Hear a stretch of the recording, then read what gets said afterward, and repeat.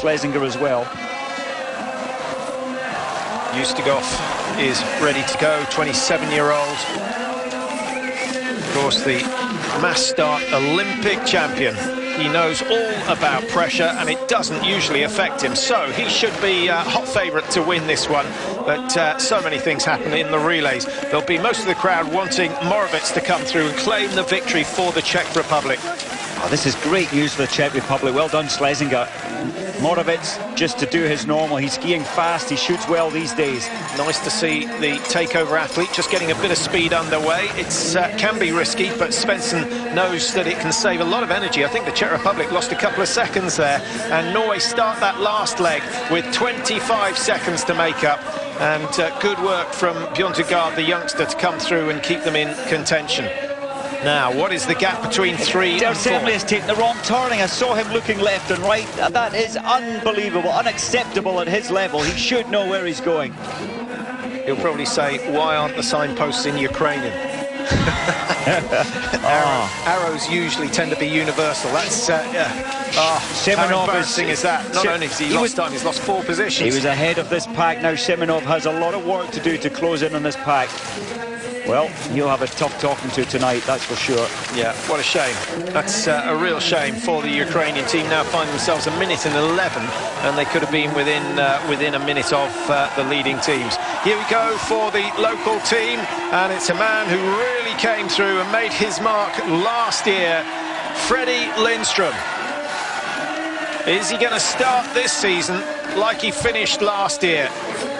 With Ferry and Lindström, and of course Bergman, who claimed a bag of medals at the World Championships. The Swedish men have a very strong team indeed.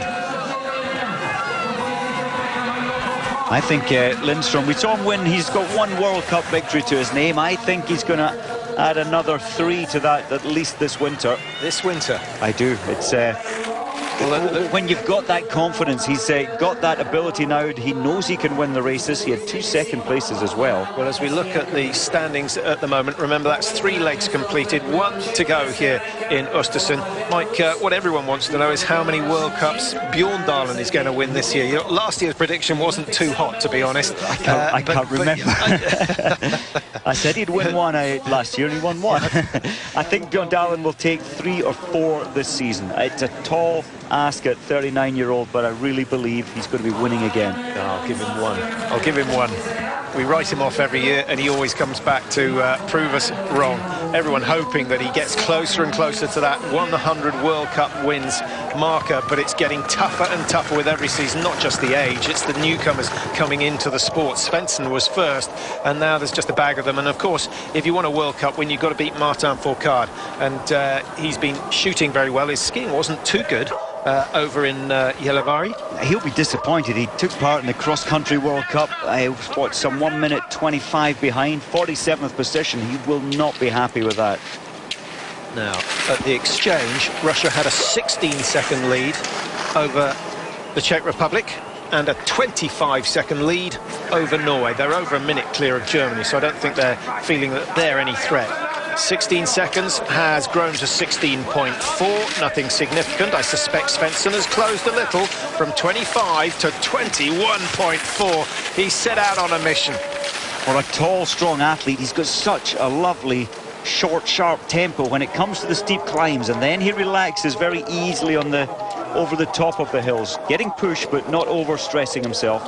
Now in the olden days, or when skating initially came in, it was all about long strides, long movements. So you're saying now it's all about short, sharp? It's about a very much faster cycle of energy rather than a big glide, as you say, but you had to stop all your other limbs moving. It was just a glide. Now you keep the cycle going.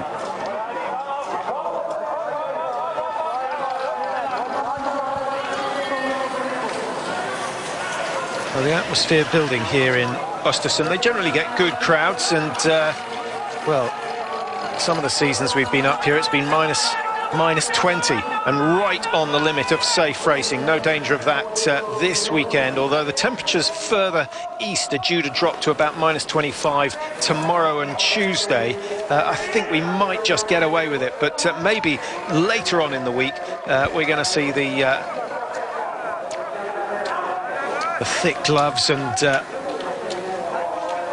thermal underwear by the bucket load. Normally the thermal stand does very well just outside the stadium. The woolly socks. I seem to remember we had to get woolly socks last time we were here.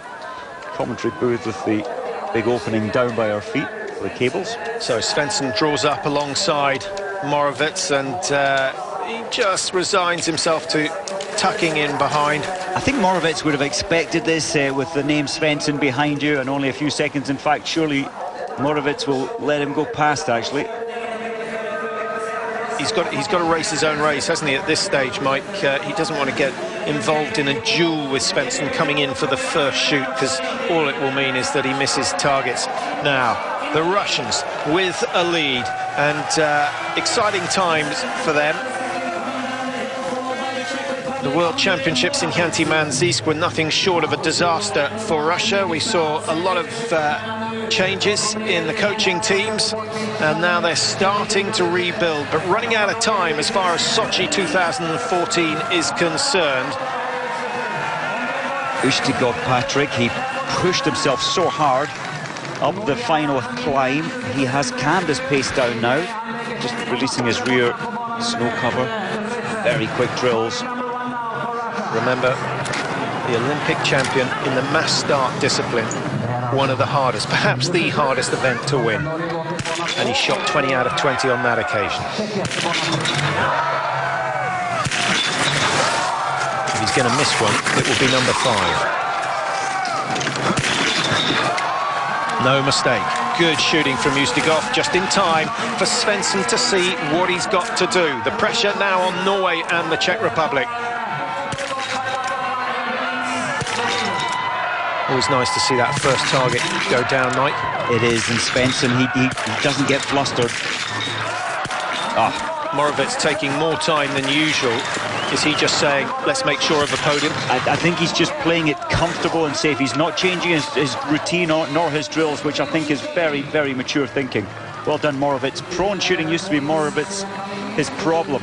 He turned that around last year. Pleased to see he's carrying it into this year. No spare rounds. I think you're absolutely right. He knows he's not going to beat Svensson if they shoot exactly the same.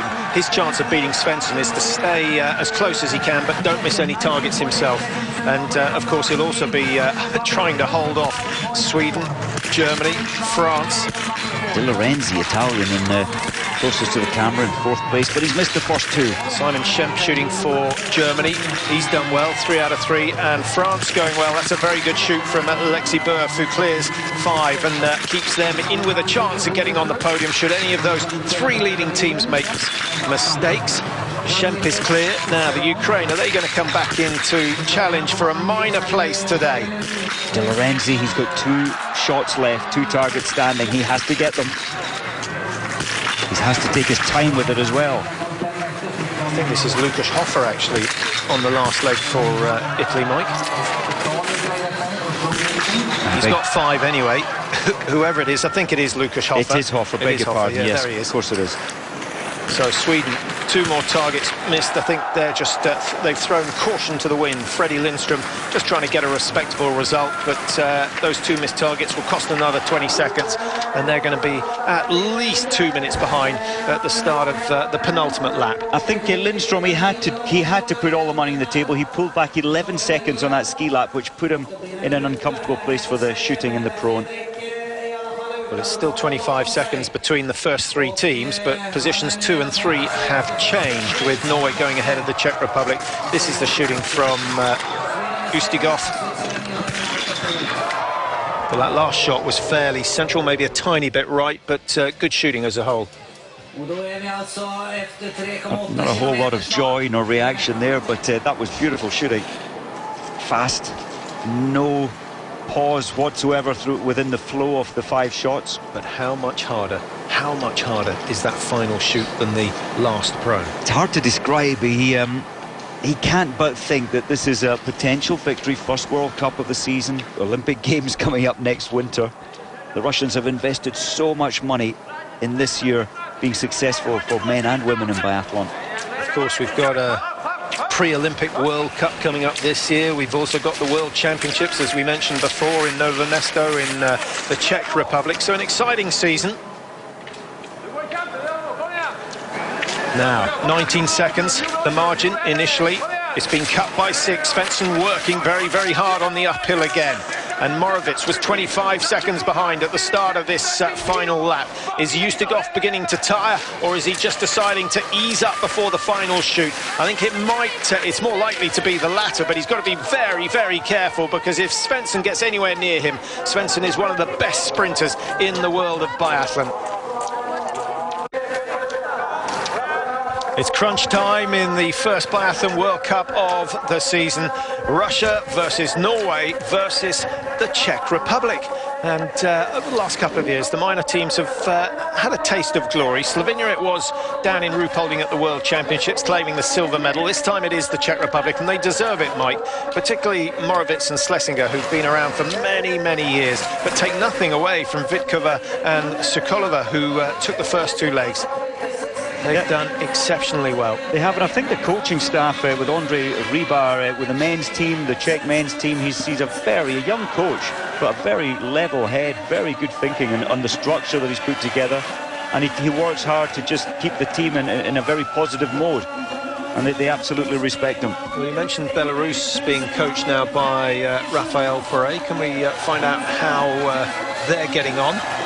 Belarus, they're down in 12th at the moment, 2:45 behind, and well, they've been on the penalty loop one time. So they've done 1 penalty loop. The best shooting score so far, well, Russia have missed 6, Norway have missed 8, no penalty loops, 7 for the Czech Republic, and at one stage Sweden were the best, but they've gone and missed another 2, so they're on 7 now.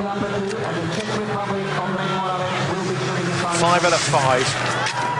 For almost certain victory, but you can never be quite sure with Svensson chasing you. If he finishes before Svensson gets his first, that makes it that much harder for Svensson of Norway. This has to be quick. It's over. It is over. No chance, surely, Mike. 15 seconds would have been a realistic target for Svensson on the last lap, but you can almost double that to 30. What's it going to be? I think only about now is Volkov safe, because Svensson is on fire out there on the track. Down it goes. 15 seconds at the moment, but he hasn't passed the timing wand. 1 miss from Moravec. If this goes down, then the Czech Republic should be safe for 3rd position. He's got it. Great shooting, good tactics, and a very, very mature performance from Andre Moravec, backing up what we saw from Vitkova, Sokolova and Schlesinger earlier on. Germany, not the best of starts. Now, we need the Germans to come back into it. We gave them a hard time when they dominated every race, but now we want them just to raise their level a little bit, and that is exactly what Simon Schemp has done. That is good shooting, perhaps the best of the last round, apart, of course, from Oestersund. Always difficult to lead and shoot 5. It is, and Booth, that was a mature performance there, and well, maybe they're securing themselves a slot in the team, Beatrix and Booth.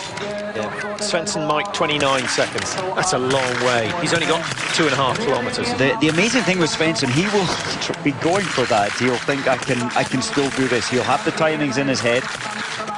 Well, he's got to close it to something like 6 or 7 seconds by the top of the big climb. If he was chasing Bjorndalen, you might suspect he'd go for it. But Oestersund, he's on pretty good form. That's a big, big ask. Moravec at 42 seconds behind is not going to improve on 3rd, but he's got a 21-second advantage over Germany and Simon Schemp, so I think he should be able to hold on to 3rd position. Further down the order, Sweden, the host nation, they've missed another target, so they end up with